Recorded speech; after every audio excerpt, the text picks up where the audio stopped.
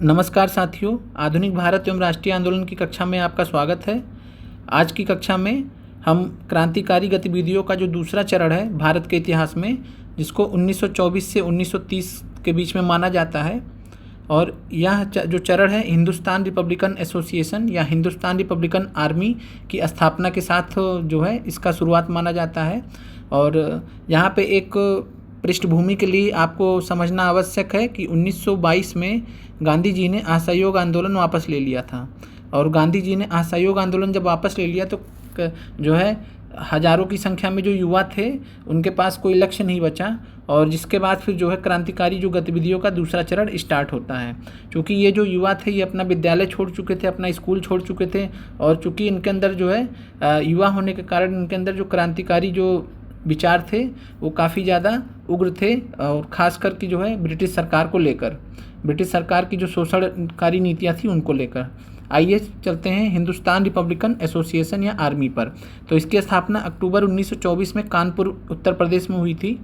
बहुत महत्वपूर्ण ये पहली संस्था है दूसरे चरण की जो क्रांतिकारी गतिविधियों से संबंधित है। और इसका जो कार्य क्षेत्र था ये पंजाब, संयुक्त प्रांत, उस समय उत्तर प्रदेश संयुक्त प्रांत के अंतर्गत आता था। तो संयुक्त प्रांत का मतलब उत्तर प्रदेश, साथ में बिहार, तो ये 3 क्षेत्र थे जहाँ ये इनका कार्य क्षेत्र था।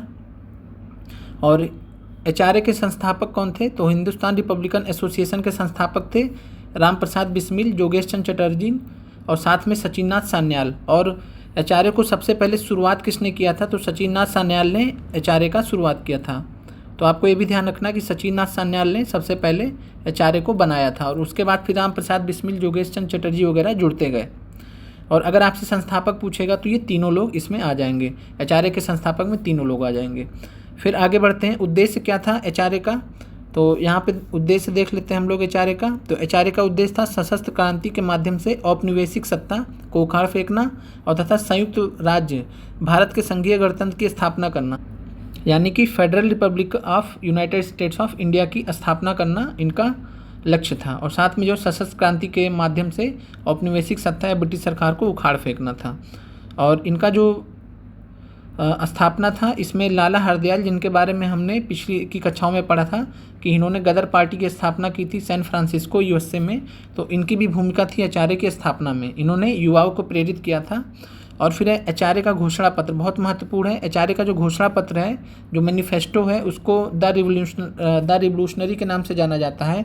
और इसको एज इट इज़ हिंदी में ऐसे ही जो है क्रांतिकारियों ने इस्तेमाल किया, जिसकी वजह से जो है ब्रिटिश सरकार में काफ़ी टाइम तक कन्फ्यूज़न रहा कि एक्चुअली में है क्या, चूँकि और ट्रांसलेशन को लेकर वहाँ पे दिक्कत था सरकार के लिए।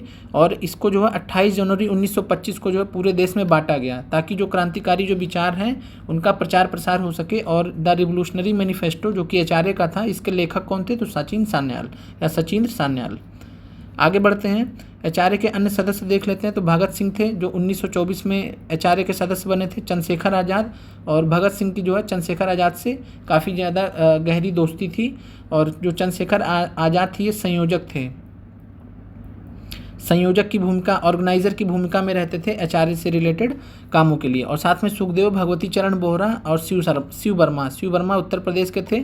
फिर जो शाखाएं देख लेते हैं, तो एचआरए की जो शाखाएं खोली गई थी वो बंगाल, बिहार, उत्तर प्रदेश, दिल्ली, पंजाब, मद्रास आदि राज्यों में खोली गई थी। अब आते हैं बहुत महत्वपूर्ण परीक्षा दृष्टि से काकोरी कांड या काकोरी ट्रेन एक्शन। तो काकोरी ट्रेन कार्यवाही के नाम से अब इसको उत्तर प्रदेश सरकार ने इसका नाम बदल दिया है, और अब इसको काकोरी कांड को काकोरी ट्रेन कार्यवाही या काकोरी ट्रेन एक्शन के नाम से जाना जाता है।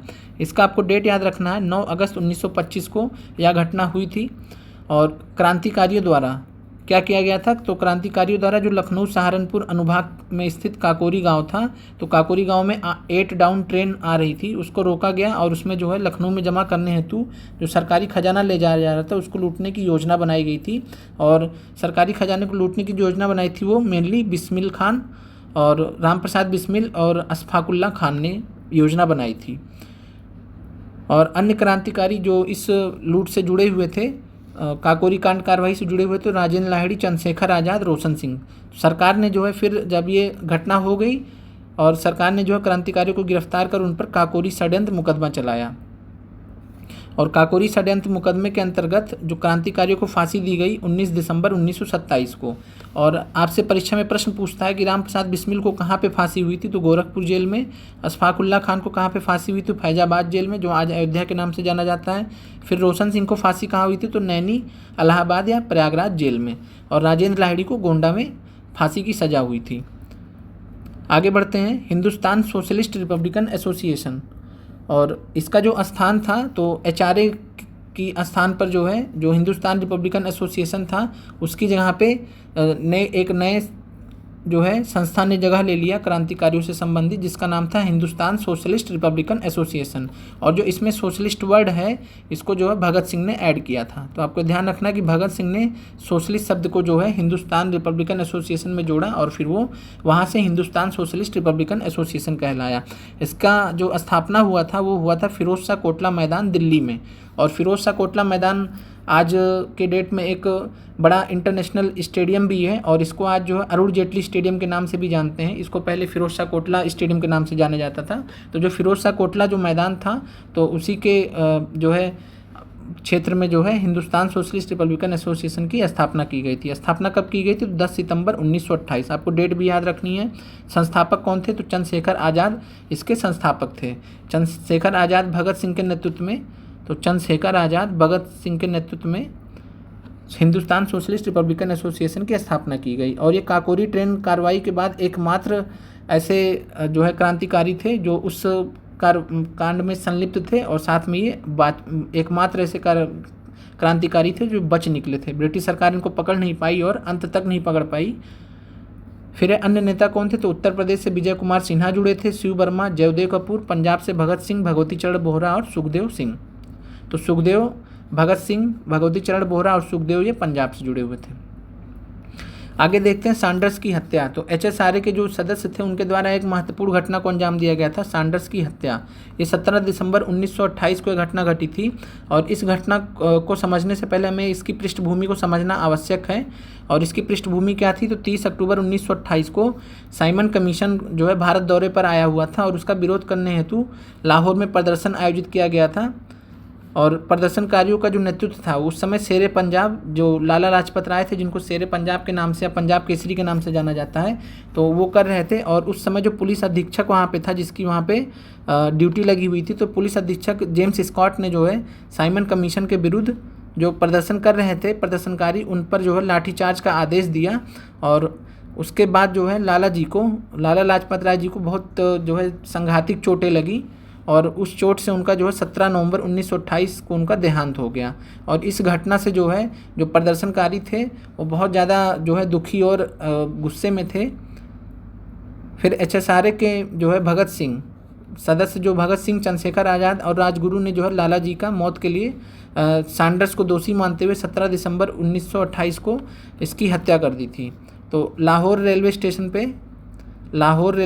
पे भगत सिंह, चंद्रशेखर आज़ाद तथा राजगुरु ने लाला जी की मौत के लिए सैंडर्स को दोषी माना था, और 17 दिसंबर 1928 को उसकी हत्या कर दी थी। और इन्होंने गलती से इसकी हत्या कर दी थी। इनको लगा था कि जो है सैंडर्स जिम्मेदार था, जबकि जिम्मेदार था हमने भी ऊपर नाम देखा है, तो जेम्स स्कॉट नाम का व्यक्ति था जो उस समय पुलिस अधीक्षक था। आगे बढ़ते हैं, केंद्रीय विधानसभा में बम विस्फोट। और यह जो घटना हुई थी सेंट्रल लेजिस्लेटिव असेंबली में बम फेंका गया था। ये घटना हुई थी 8 अप्रैल 1929 को। ये डेट पूछा गया है एग्ज़ाम में। फिर है केंद्रीय विधानसभा में जो है बम फेंका गया था, उसकी पृष्ठभूमि हम समझ लेते हैं। तो इसकी पृष्ठभूमि क्या थी, तो ब्रिटिश सरकार जो है भारतीय मजदूरों के मौलिक अधिकारों पर प्रतिबंध लगाने के उद्देश्य से ट्रेड डिस्प्यूट बिल तथा पब्लिक सेफ्टी बिल लेके आई थी।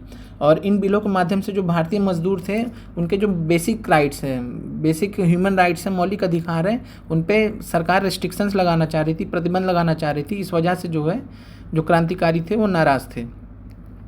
और फिर इन दो बिलों के प्रति जो है कानूनों के प्रति विरोध प्रदर्शित करने के लिए भगत सिंह और बटुकेश्वर दत्त, दो नाम आपको ध्यान रखने हैं।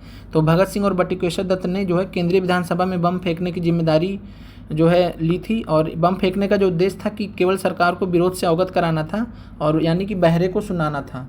तो अंग्रेजी सरकार बहरी सरकार थी, वो जल्दी सुनती नहीं थी। भारतीयों का, तो इस वजह से जो है बहरी सरकार को सुनाना भी था। और 8 अप्रैल 1929 को यह घटना हुई। 8 अप्रैल 1929 को बम फेंकने के उपरांत जो है दोनों क्रांतिकारियों ने इनकलाब जिंदाबाद के नारे लगाए और फिर जानबूझ के अपनी गिरफ्तारी दे दी, क्योंकि वो जो अपनी विचारधारा है उससे अपनी जनता को अवगत, भारत की जनता को अवगत कराना चाहते थे।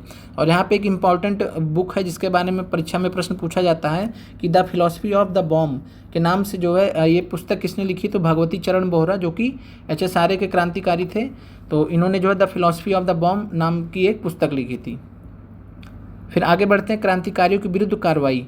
तो भगत सिंह, सुखदेव तथा राजगुरु पर जो है लाहौर षड्यंत्र केस, क्योंकि इस लाहौर षड्यंत्र केस किससे जुड़ा हुआ था, सैंडर्स की हत्या से, और उसके तहत मुकदमा चलाया गया था। पकड़े तो ये गए थे जो है सेंट्रल लेजिस्लेटिव असेंबली में एक जो है छोटा सा बॉम्ब फेंकने के कारण, लेकिन इन पे जो कार्रवाई हुई थी एक्चुअल में वो लाहौर षड्यंत्र केस, जो सैंडर्स की इन्होंने हत्या की थी, तो उसके तहत इन पे मुकदमा चलाया गया था। और चंद्रशेखर आज़ाद हमेशा की तरह आज़ाद थे, वो पकड़ में आए ही नहीं। तो भगत सिंह, सुखदेव तथा राजगुरु पर लाहौर षड्यंत्र केस चला था।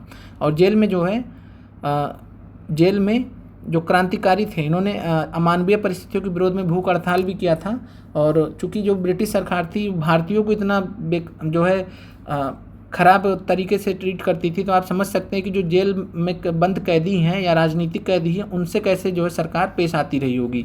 तो बहुत ही ख़राब परिस्थितियाँ थी वहाँ पे, खाने पीने से लेके हर एक चीज़ की जो बहुत ही बेकार परिस्थितियाँ थी। तो उस वजह से जो है क्रांतिकारियों ने इसके विरोध में भूख हड़ताल किया। और जतिन दास, आपको नाम ध्यान रखना, जतिन दास जो है पहले शहीद बने थे जो जेल में 64 दिनों की भूख हड़ताल के कारण इनकी मृत्यु हो गई थी।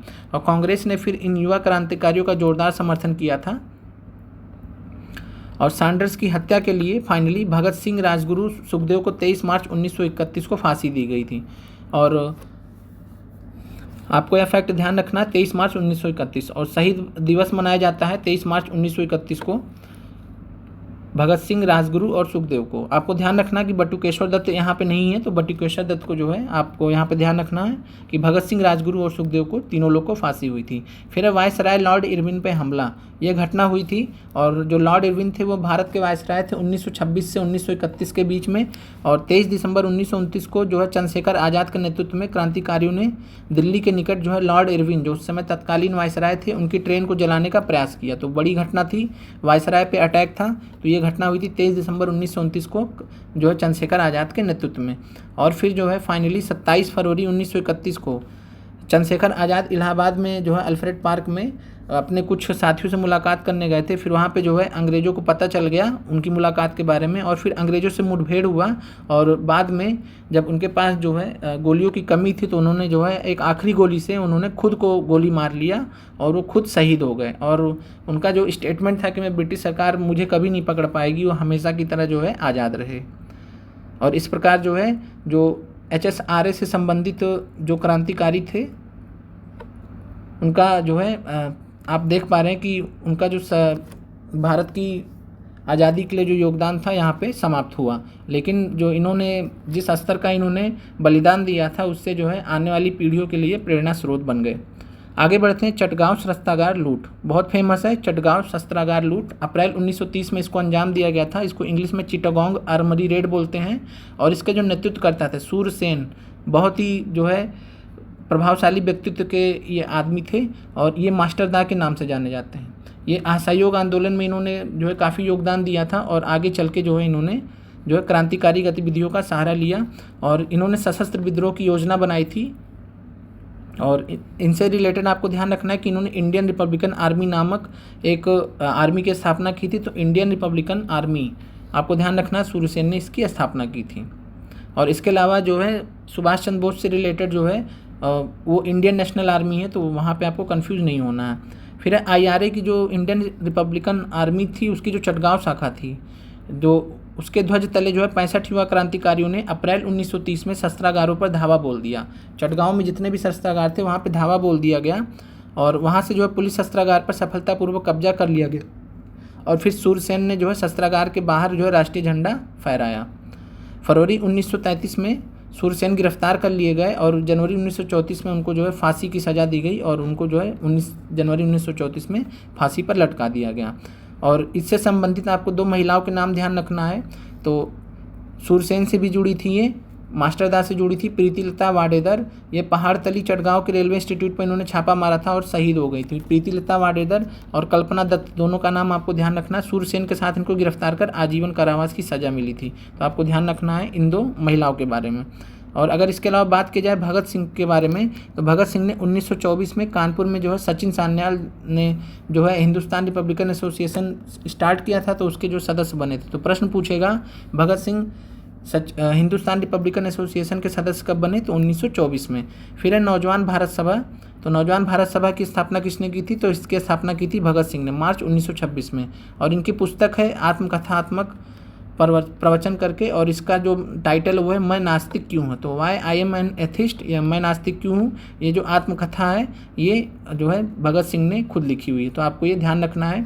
तो साथियों मिलते हैं अगली कक्षा में, जिसमें हम साइमन कमीशन से लेकर और साथ में जो है सविनय अवज्ञा आंदोलन तक का जो चरण है भारतीय राष्ट्रीय आंदोलन का, उसके बारे में जानेंगे और परीक्षा संबंधी अपनी तैयारी को मजबूत करेंगे। तो मिलते हैं साथियों, तब तक के लिए आप लोग पढ़ते रहिए। जय हिंद साथियों।